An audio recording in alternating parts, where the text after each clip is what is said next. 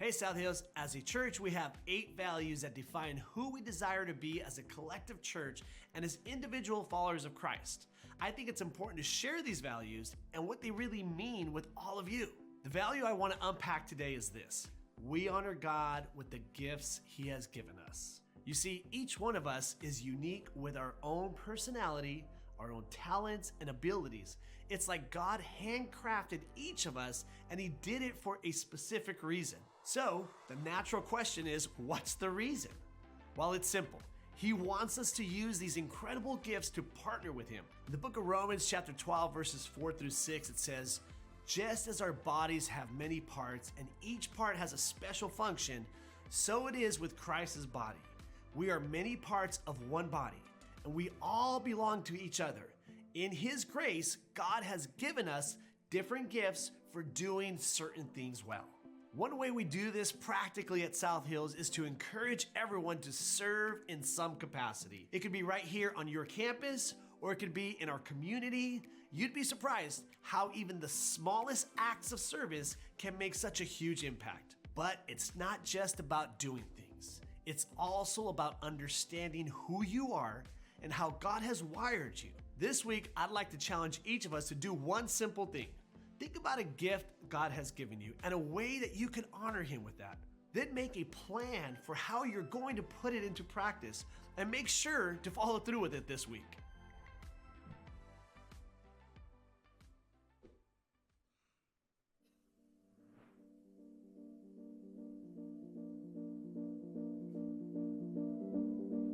I can quit whenever I want. I wouldn't even call my thing an addiction.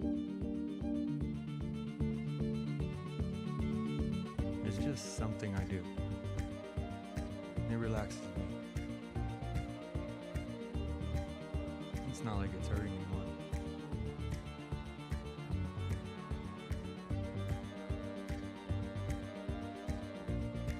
Is it the best thing for me? Maybe not.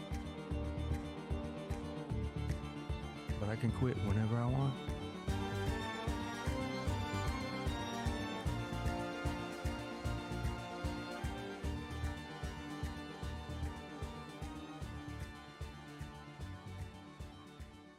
Good morning. Well, this morning, before we get going, I just want to take a minute to acknowledge the veterans that are with us in the building.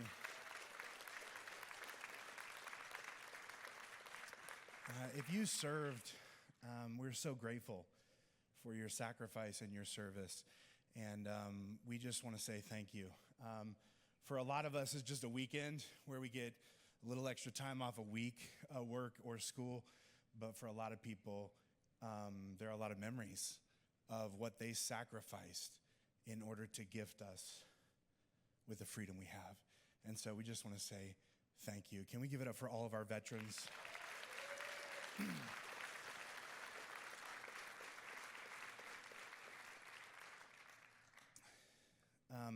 Before we jump in today, I want to just give a quick plug for next week. We have so many incredible things planned for next week. We have our Rooted celebration, and so all of those who went through Rooted, you're going to get to see a little fragment of their testimony of what God has done in their life throughout this 10-week discipleship course. And we had 60 people go through it this last season, which is incredible. And we want you to get to share in a moment where they get to show a little bit of what God has done in them. We're also going to be baptizing people next week. We've got all kinds of people getting baptized out on the plaza between services, and we're doing something really special. We have the opportunity next week to commission a new pastor here at South Hills, and it's somebody you know, our current worship leader, JR. We're commissioning him as an official pastor here at South Hills next week, and we're so excited, and man, it would mean a lot to us and him and his family for you to be here and just cheer him on as we pray over him and commission him to do what God has called him to do. So it's going to be an incredible weekend, and I just want to give that quick little plug because there's so many amazing things happening and I don't want you to miss out on any of them. So with that said, we're going to dive into the message today. We're in week 2 of this series called I Can Quit Whenever I Want, about really tackling the excuses we use to keep from avoiding addressing our everyday addictions. And so we're going to dive in today, and I want to encourage you to take some notes. Write down some things that stand out at you, that you feel like might help you, or maybe even you don't even agree with them. You just want to think about them a little bit more. Write down those things. And the title of my message today is Secrets, Shame, and Looking Stupid. Anybody love looking stupid? Never a lot of people that are just like, top 5 favorite experiences, looking like an idiot. I remember when I was back in college, my freshman, sophomore year, it was like the rise of this sport that I'd never heard of before, but it seemed like everyone was playing it, and I avoided it for a long time. Finally, my friends were like, you should come and be a part of it, something called Ultimate Frisbee. Anybody ever played this game before, Ultimate Frisbee? It's very fun, and so I went out. It was my first time. I didn't know anything about it. I didn't know how it worked, and this was the setup they gave me. They were just like, it's real simple. It's basically football, but with a Frisbee. And I was like, easy. That's easy enough. I understand how that works. And they're like, do you need any more information? And I'm like, I don't think so. I feel like I've got it. I had a couple questions, but they seemed like they were really excited to get the game going. And I didn't want to be the guy who was just like, let me slow this down by asking you 75 questions and being annoying, right? And so I'm just like, yeah, I feel like I got it. I know what football is. I know the basic rules. Football with a Frisbee. So we all line up. The teams are chosen. Everything's ready to go. The thing that they failed to mention to me, and I did not ask about, is it's not exactly like football with a Frisbee, because in Ultimate Frisbee, there is no tackling. And they did not say that off the bat. And so in my head, I'm like, football, but with a Frisbee. And I line up with these guys. And just to let you know what caliber of people we're dealing with, this is at seminary, okay? So these are not like the cream of the crop athletic types, okay? If you picture the types of people that you would assume would, right out of high school would be like, I would like to go to a seminary, right? And you're probably picturing like sort of scrawny people with glasses, and you're like, what are you doing this weekend? They're like, I'm gonna read a book in German. You know what I mean? It's like that sort of a thing. It's these people. And I'm lined up across from them, and I'm in charge of guarding this specific guy. And so they call it, everybody's running around, and I'm guarding this guy, and he breaks away from me because he's faster than me and thinner. And so he gets away from me, and he goes up much like this shot, and he catches the Frisbee, and he turns to run, and my job is to stop him as far as I understand it. And so I'm running as fast as I can, and I don't understand that the rule is just touching him. He doesn't understand that I don't understand the rules either. And so he's just kind of gonna take a few strides. I can see the fear in his face though. He's like, he's looking at me like he's gonna slow down and just two-hand touch me. And then I'm just kind of like, why is this guy slowing down? We're both kind of looking at each other like, I don't know if we both think what is happening. And I just plow into this guy. I hit him so hard that it takes his legs out from under him. He flips over completely and lands on his shoulder. And we can all hear like a, and then he's just laying there in a heap. And some of you are like, oh, I didn't know I did a bad thing. And so I pop up and I'm like, hey! No one else is excited. Everyone's like, what are you doing? And I was like, it's like football with the Frisbee. That's what you said. You said football with the Frisbee, not tackling, not the tackling part. I'm like, that would have been information to share with me before we started this whole thing. And the guy he doesn't want to admit he's hurt. This is all guys. So he gets up and he's just like, I'm good. And he played the rest of the game with a dead arm. And he died later no, I'm just kidding. That would be, what a horrible way to end that story. He ended up being okay, but it was just it was very embarrassing. It was very embarrassing. And I'm pretty sure I hurt him pretty bad, because I don't know if you guys noticed, I'm a fairly large man. And if I hit you at a high speed, that is not gonna feel good, especially when you were small like him. And I didn't ask like what the rules were because I didn't want to take up time. I didn't want to look stupid. I didn't want to admit that I didn't know how the game that apparently everyone in the entire world was playing at this time that I wasn't clued in on. I didn't want to look dumb. And so I just didn't ask. And because I didn't ask, I looked very dumb. It did kind of work though, because like I could guard anyone. They were all so afraid of me. So in some ways, psychologically. But I think you've been at this place in your life at some point, right? And I think the reason why we don't want to admit we don't know what's going on, whether we have this problem that we don't know how to solve or something we don't understand how to do or something that we need help with, the reason we don't want to admit it is because we don't want to look stupid and we don't want to make a mess of things. And crazily, just like me, because we don't ask for help, we end up looking stupid and making a mess of things. And some things are way higher stakes than others, right? Some things that we are dealing with in our lives is not just sort of the rules of a game or sort of the social constructs of a situation where you're like, what if I don't do the right thing or know what's, acceptable in this situation? Some of the things are things that we're struggling with behind the scenes that we don't want to admit to or ask for help for because the stakes are higher and the stigma attached to them is big. And sadly, the more you think like someone like me could never admit to something like that, the worse things get for you. Because the more pressure you feel to tackle that thing on your own, and the less likely it is that you ever will be able to do just that. And I think a lot of us, we reach this place where we realize we have a problem with something, but we don't want anybody else to know we have a problem, and we definitely don't want them to know what that problem is. And so we find ourselves trying to attempt to deal with it on our own, but that's not working, and it just keeps getting worse. AA has this famous saying that is, you're only as sick as your secrets. In other words, that like whatever it is you're going with, like covering it up, hiding it away, keeping it to yourself, only makes it and you worse. You're always better off to come clean. And early Christianity had this saying, as found in James chapter 5, verse 16. It was something the brother of Jesus said, confess your sins to each other and pray for each other so that you may be healed.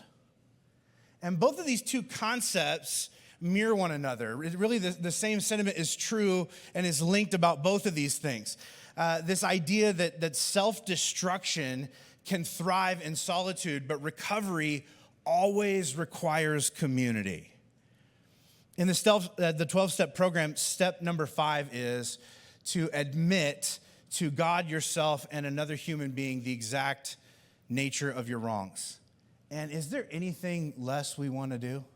Like, we're just like, okay, what are the other steps? Like, can we just skip over that one? Is this something I could just deal with on my own? Because there's all sorts of shame that surrounds admitting what it is we're really dealing with below the surface. And in fact, I think there are actually 4 core fears that prevent us from doing what James or AA invite us to do to become free of our addictions. And that's what I want to unpack today, are the things that really prevent us from confessing what's going on with us so that we can receive the healing that God wants for us. And I want to do so by looking at a story from the Old Testament. Maybe you've never heard this story before. It's from 2 Kings chapter 5. And it's the story of this guy with a pretty significant secret. And he realizes that getting better means pushing through and overcoming all 4 fears connected to confession. And it starts in 2 Kings chapter 5, verse 1. And this is what it says. The king of Aram had great admiration for Naaman, the commander of his army, because the Lord had given him great victories. But though Naaman was a mighty warrior, he suffered from leprosy. So right out of the gate, we are told about this person who projects this image of a mighty warrior, but below the surface, he has a secret, leprosy. And leprosy essentially is this disease that deadens your pain sensors so that you can't actually feel any physical pain, which may sound like a good thing, but actually ends up being a very bad thing because it means that you can get severely injured, external or internal injuries, and you have no idea that it's happened to you. And so you just keep going and keep pushing through, and you begin to get worse and worse and worse. Most people with leprosy, especially during this time in history when there's no treatments for it, they die not of leprosy, but of other injuries they don't know they have because they're covering up those injuries with this pain-deadening disease. And so this guy, when he was out doing what he did best, he seemed invincible. He was an incredible warrior, but when he came back home and his armor came off, it uncovered this issue that he'd been trying to ignore. And the reason I bring this up is I think that we all have things that we'd rather people not see. If anybody knew that Naaman had leprosy, it could be the end of his career. It was contagious. People were afraid of it. Definitely nobody would trust a warrior with it. And I think a lot of us do this same thing. We have things that we hide from the rest of the world. We aim everybody else's attention at our surface strengths so that they never see the severity of what's happening with us below the surface. And you may not be a great warrior, but I'll tell you this, everybody has armor. And I wonder what yours is. Like, what is it that you cover up with to hide what you don't want to deal with? What is it that makes you sort of think in your own life, as long as I keep doing this thing right here, no one will pay attention to that over there? But the problem is, unfortunately, that's starting to get in the way of this. And also at the same time, I don't know how to do this without using that. It feels like I'm trapped, and you are. You're an addict. So for this guy, it's putting on armor and rushing off to war. Maybe for you, it's slapping on a smile. It's driving hard at work and hitting your sales goals. It's getting good grades at school. Maybe it's keeping everything looking pretty on Instagram or being seen as in shape or stylish, all the while you're hiding all of this hurt within. You're trying to get people to look out here so they won't pay attention to what's going on over here. And that's what's happening in this story. It says in verse 2 that among Naaman's captives was a young girl who had been given to his wife as a maid. And one day the girl said, I wish Naaman would go see the prophet Elisha. He would heal him of his leprosy. Which brings up, I think, a question right out the gate. If he'd been able to hide this thing from almost everybody, how did she know? And the real answer is because she lived with him. And this, the reality is, the people who are close to us usually know what's going on with us, even when we don't want them to. This is what gets so annoying when your kids learn how to talk, because they sell you out. You're like, oh, I can't wait for them to talk. And then they tell your secrets to everyone. You know what I mean? You're at the grocery store and they're like, sometimes my dad walks around in his underwear. And you're like, okay, we don't need to talk about that. I didn't even know you were old enough to make memories, but you're not going to be able to erase that one. Sorry. Some confessions don't come in the form of what you say, but what you allow people to see. And there was something about her that made him feel like he could take off his armor around her. I mean, this is, I think, in a lot of ways, a spiritual gift. Being the sort of person that other people feel like they can be open and honest and real with without judgment. The word confession, I think, makes us nervous because we assume that it means telling everyone everything. But that's not good or even biblical. Confession doesn't mean telling everyone, okay? It means coming clean to a couple safe someones. And you need these people in your life. But even sharing with people that you feel safe with can make you nervous. And here is the first, I think, of 4 reasons for that. The first confession fear we have around confession is this. I'm afraid that you'll agree I have an issue. I don't want to confess to you because I'm afraid that you'll be like, yeah, that is a problem.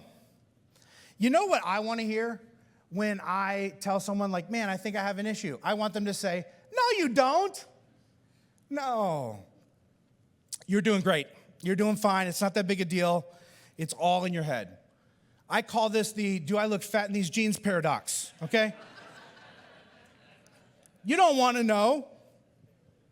You don't want the real answer. You want reassurance, even if it's a lie. And I think oftentimes this is the reason why we don't want to confess out the gate, right? Because if I tell you like, oh gosh, I think this is going on with me, what if you say, oh, finally, you can see it too? I don't want that. I'm nervous about that. And this servant girl in this story kind of does that. I mean, she's kind and honest at the same time. And some of us are confused. We think that that's not possible, but it is. She's like, man, here's the thing. I'm glad you said it out loud because I agree that that is a problem. I understand why you've been covering it up. And also, I think I might know where you can find help for it, which is a brave thing for her to do because she would have been a really easy person to ignore. She is a servant girl captured from another place. She just works in his home.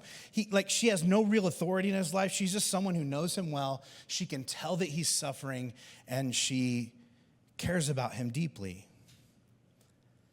And I think it's tough when someone in our life is willing to engage with us about what's really going on with us. I think it's easy to ignore something that you don't want to hear, especially when it comes from someone you don't want to hear it from. And he wouldn't have wanted to hear it from her. But oftentimes the help that we need most is where we're least willing to look. Have you noticed this about your life? You're just like, man, I wish somebody would help me out with this thing. And people are like, well, actually, somebody in your life is actually an expert on that. And you're like, yeah, I'm not going to go talk to them. That's not, no. No, we are not involving my mom in this. I'm not going to my brother-in-law. That weird guy at the, no, I'm not going to, no. I'll accept help from anywhere except for there. I think oftentimes God is like, I don't know what to tell you. That's where it's at. I conveniently located it in someone that you know. And you're like, I know, but can't you pick a different person? And I wonder what that place is for you, who that person is for you. To Naaman's credit, in this story, like he actually does listen to her. He takes her seriously. And he acts on what she tells him. It says this in 2 Kings chapter 5, verse 4. So Naaman went and told the king what the young girl from Israel had said. So this is essentially his second confession, the second time he's telling somebody what's really going on with him. He tells the king, who's essentially his boss, but he just gives him the basic facts, right? He doesn't tell him how he feels about it. He doesn't tell him what he thinks about it. He doesn't share any of his fears surrounding it. He doesn't even tell him if he agrees with the girl. He just sort of like presents the situation and then waits for a reaction. And I wonder if you've ever shared something with someone before, but you weren't quite sure how you wanted them to react. You shared it, and someone was like, well, what do you want them to do? And you're like, I don't know. And you really didn't know, right? Part of you wants them to say, like, that's not an issue. Okay, maybe it is. Maybe it is an issue, but you know what? You've got other responsibilities, so that thing's going to have to wait. And that response looks appealing to us because it lets us off the hook, and that might be nice to not have to deal with this right now. But another part of you kind of wants that person to say like, whoa, this is a big deal. How can I help you prioritize addressing this right now? Which is supportive, but the reason we kind of don't want that response is that it means that we've got to take this issue seriously.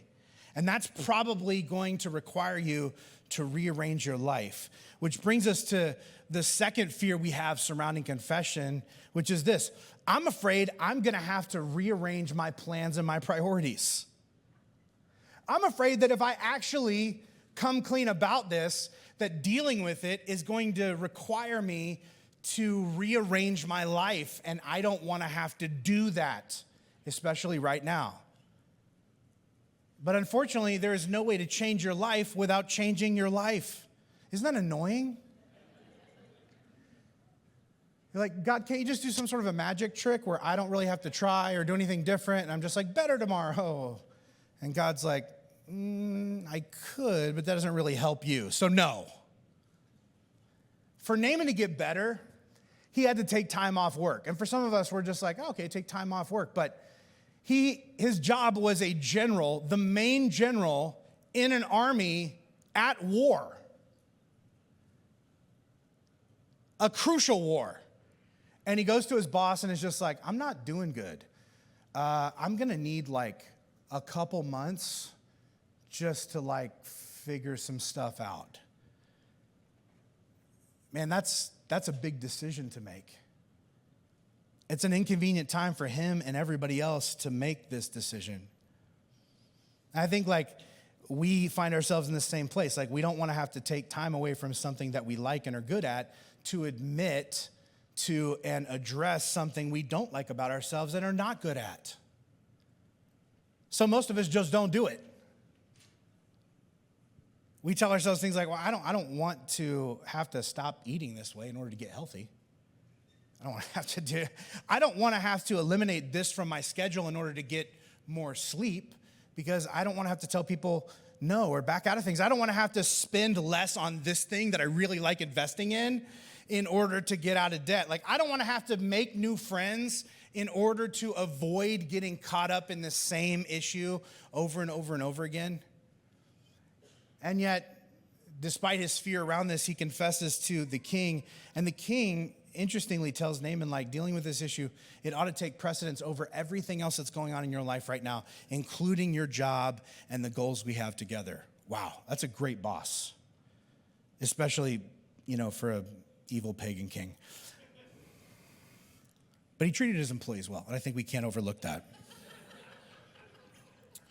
The story goes on to say this in chapter 5, verse 9.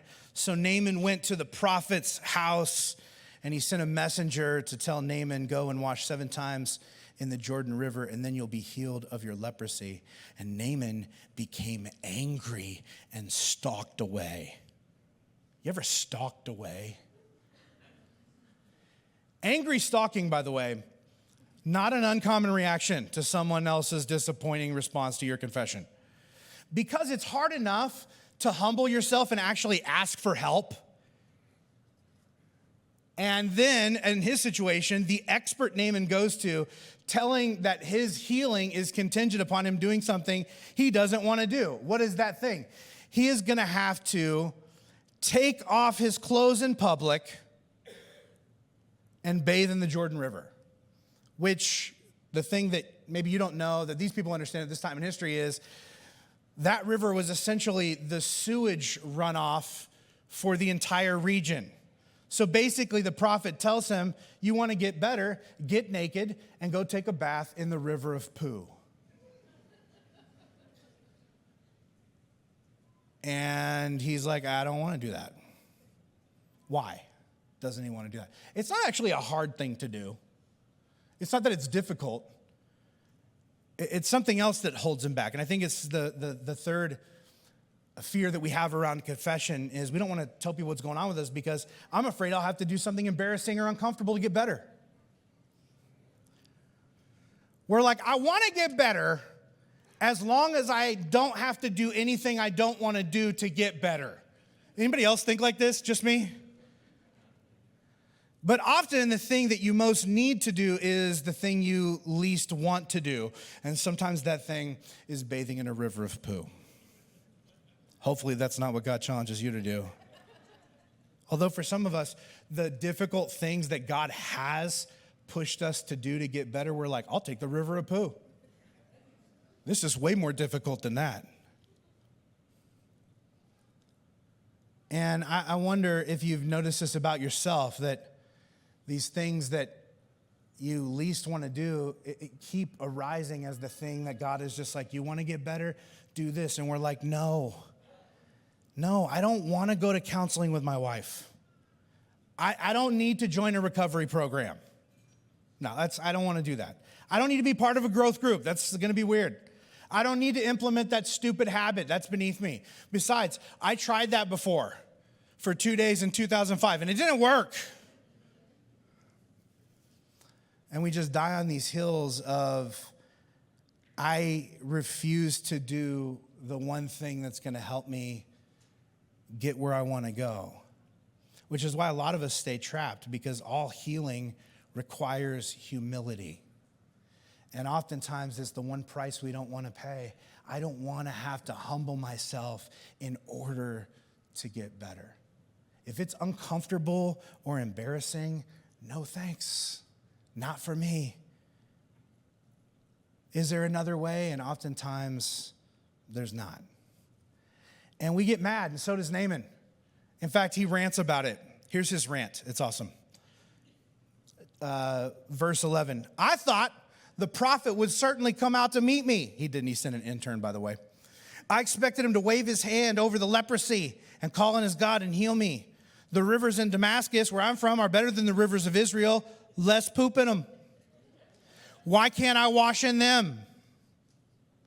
You ever bargain with God this way? God, can you heal me? And God's like, yes, why don't you do this? And you're like, okay. Or what if we just we tweak it a little bit and maybe we do this version? And he's just like, no, we're going to do it this way. And you're like, okay, but why? Because can't we just do this? And God's like, do you want my help or not? And you're like, yes, kind of, but could we just do my version of your help? Because here's the reality. Naaman doesn't just want to be healed. He wants to be healed his way. And I think that's the way a lot of us are too. I think a lot of us throw these same sort of fits with God. I find it interesting, but when we get to the New Testament, Jesus heals a lot of people. And I don't know if you've noticed this, but like Jesus constantly asks people, what do you want me to do for you? Like Jesus genuinely wanted to help people in the way they wanted and needed help. But you know what he never asked people as a follow-up question? And how did you want me to do that? And you know why he didn't ask that question? Not interested in the answer. Because if you had the ability to design your own healing plan, you would have healed yourself. And it wouldn't have required the main ingredient, humility. Naaman doesn't want to do this. Naaman didn't want to work with God. He wanted God to work for him. And I think a lot of us find ourselves in this same exact place. We don't just want to be healed. We want to be healed our way, right? We don't want to work with God. We want God to work for us. God, I'm the boss. You're the employee. I mean, it sounds so condescending, and there's a reason for that. It is. And yet a lot of us order God around like to try and do the things or that we think he ought to do the way we think we ought to do it. And God is just like, I don't think you understand how this relationship works. Naaman wants God to solve the problem, but God wants him to be a part of his own solution. And this problem wasn't just affecting him, like his family, his community needed him to be well. An entire nation needs him to be well so that he can lead them as a high-level military strategist. And his response to the prophet saying, like, I can guarantee healing, here's what it's gonna require. Naaman's response out of anger and pride is, I'd rather die and let my whole community be destroyed than have to humble myself in order to be healed. Wow. And here's why I bring that up. Maybe you've never thought about this before. I wonder who else around you is suffering because of your pride. Because you don't want to humble yourself and do what it takes to get better. Everyone around you is getting worse. In verse 13, his friends are with him, and this is sort of the fourth confession here. His officers are there listening to this exchange between him and the prophet. His officers tried to reason with him and said, if the prophet would have told you to do something very difficult, you would have done it. Basically, he's saying, like, you're a warrior. You're not afraid of hard work. If he was just like, go slay 10,000 people, you'd have been like, I got it. But, you know, he asked you to do something embarrassing, and so you're not going to do that. So you should certainly obey him when he simply says, go and wash and be cured. Don't you hate it when your friends and family are just like, is it really that big a deal? Just do it, man. And you're like, but I don't want to, right? And we kind of throw a fit. People make fun of me. And Naaman's friends, I think, are demonstrating the fourth fear we have about confession. We don't want to tell people what's going on with us because I'm afraid you'll hold me accountable.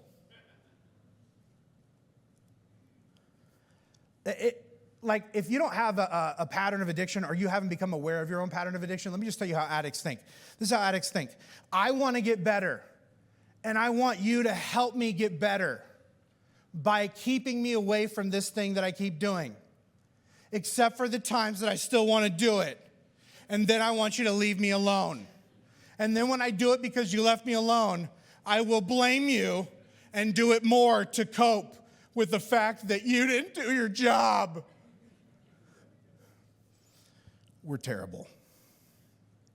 And Naaman's friends step into this moment and they're reminding him not to let his short-term emotions sabotage his long-term goals. He's so angry and frustrated and embarrassed in the moment that he's willing to throw the rest of his life away. And we need the same thing in our life. We need good people in our life who will remind us when we are just sort of spinning out not to let our short-term emotions sabotage our long-term goals, because we all have this tendency to want to do that. And not only do they remind them of this, they're like, listen, we'll go with you. We know you don't want to do it. Like, let us come with you and we can't do it for you, but we can come with you. We can be moral support. We can stand there alongside you and let you know that we're with and for you. It says this in 2 Kings chapter 5, verse 14, that Naaman went down to the Jordan River and he dipped himself 7 times as the man of God instructed, and his skin became as healthy as the skin of a young child, and he was healed. And it was probably the hardest thing he ever did, humbling himself in this way. And he would have never done it without help. And the same thing is true for you. There are certain things, probably the deepest things about you that you need healing from, that you need to recover from, that you need to let go of and walk in the other direction of. Those things are going to require the help of other people. But no one can help you if they don't know the details of what's going on with you. But we don't want to involve other people. These 4 fears prevent us from being honest. And so we tell ourselves things like, you know what? I'm just going to pray and ask for God's help. It's just going to be between me and him. These other people don't need to know. You know what? Here's the thing. I will tell them. After I'm on the other side of it and I'm doing better and I can like point back to it and just be like, you know, I used to struggle with this, but I'm good now. Because if I tell them, there's a chance they're going to judge me. But if I just tell God, he'll forgive me. And part of this is true, right? God will forgive you. But there's a glitch with that. Most of us are after more than just forgiveness. We want healing and wholeness. And James, the brother of Jesus, after watching Jesus' ministry, is like, let me tell you, I've seen so many people be healed of things I never thought they would be healed from, break free from addictions I never thought that they would break free from. And the thing that I found in common with them all is that it requires confession. And here's what he really means by that. What you keep hidden from others, God won't heal in you. Whatever you keep hidden from others, God won't heal in you. And it's not because he doesn't want to. In fact, Jesus said that he came to give you a rich and satisfying life, life to the full. But that will require you to face what you've been avoiding and confess. And when you do, you will receive everything that you feared, only the upside of these things that you've been avoiding. People graciously agreeing, yeah, you do have a problem. People helping you adjust your priorities. People taking uncomfortable action alongside you so you can transform your life. And people holding you accountable to something you wouldn't do unless somebody else knew. So here's what I want you to do this week. And some of you are like, oh, I can tell this is going to be uncomfortable. And you're right. I want to encourage you to write down, grab a piece of paper, something, write down what you've been doing and the damage it's done to you and others. Take your time on this.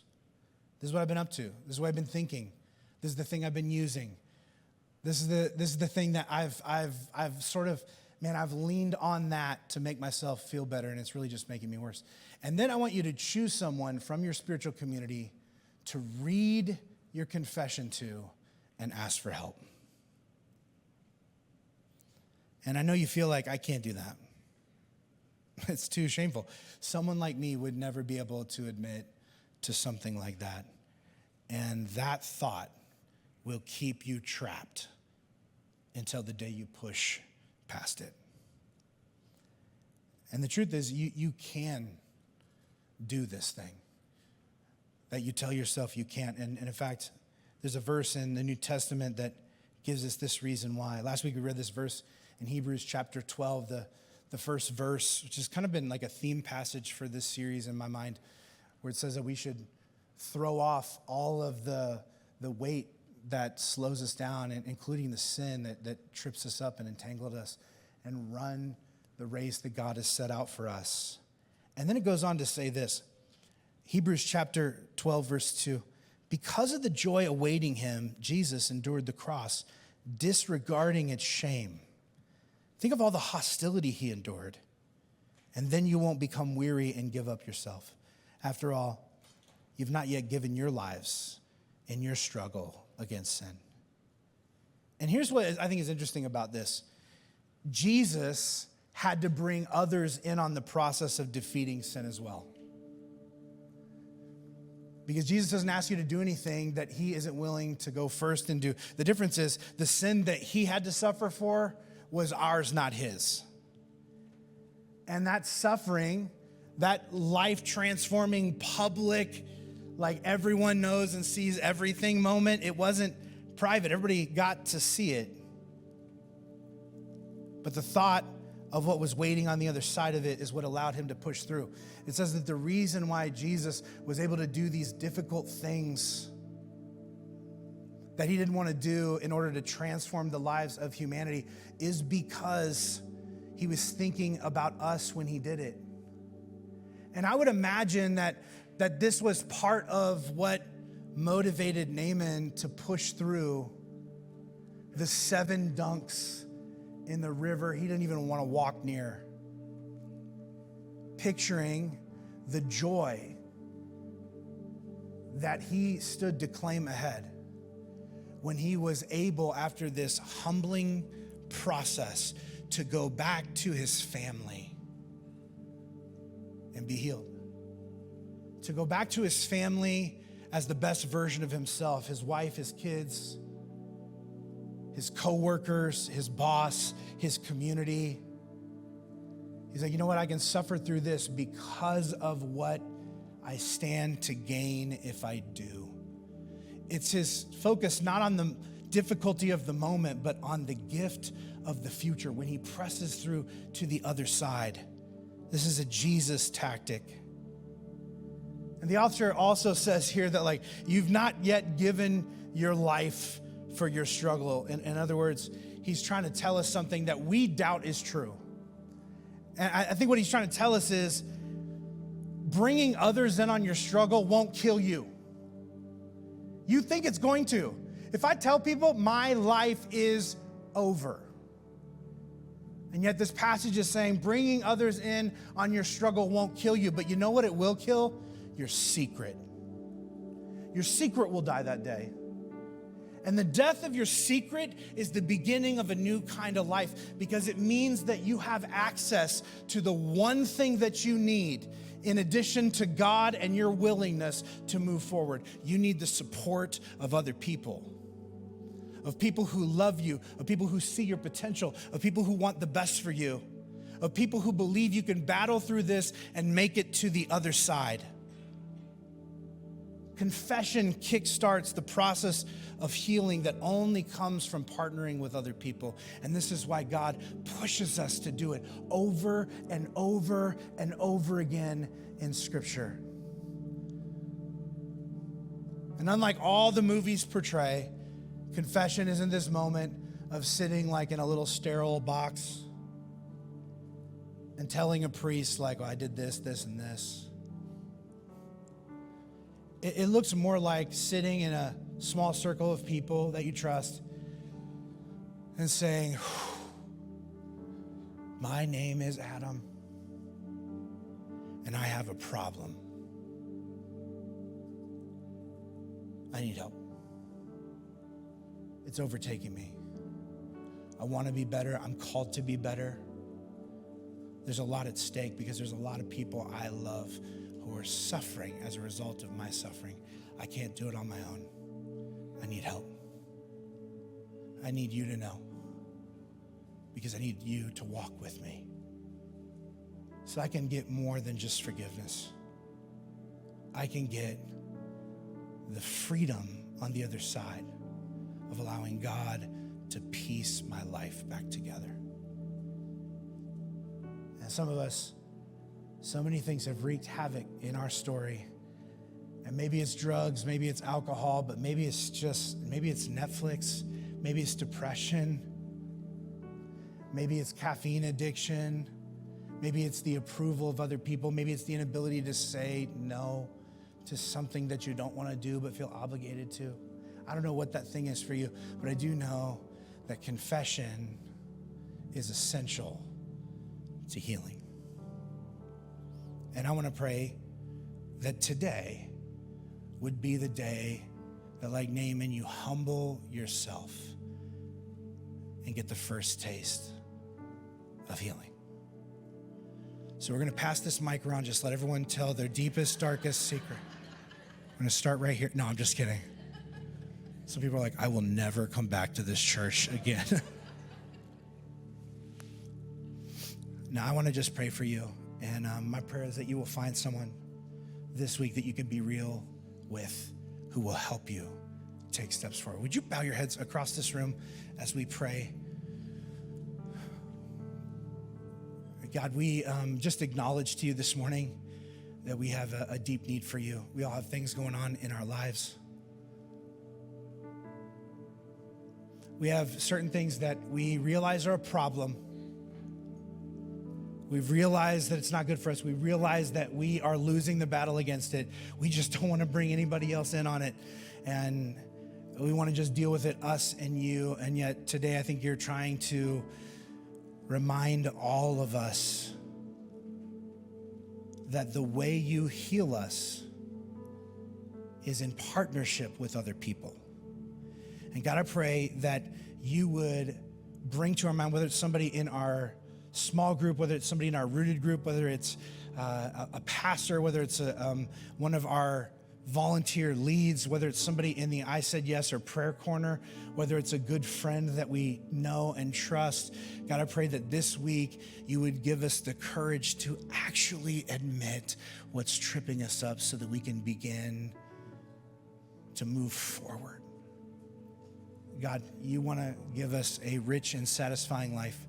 And for many of us, we know exactly what is in the way and what stands between us and the next step is this fifth step of recovery, to make known to you, God, to ourselves, and to other human beings, exact nature of our wrongs, to say, this is what I have done. I need help. May we do this. And as we do what only we can do, may you do the thing that only you can do. And bring us healing. In Jesus' name, amen.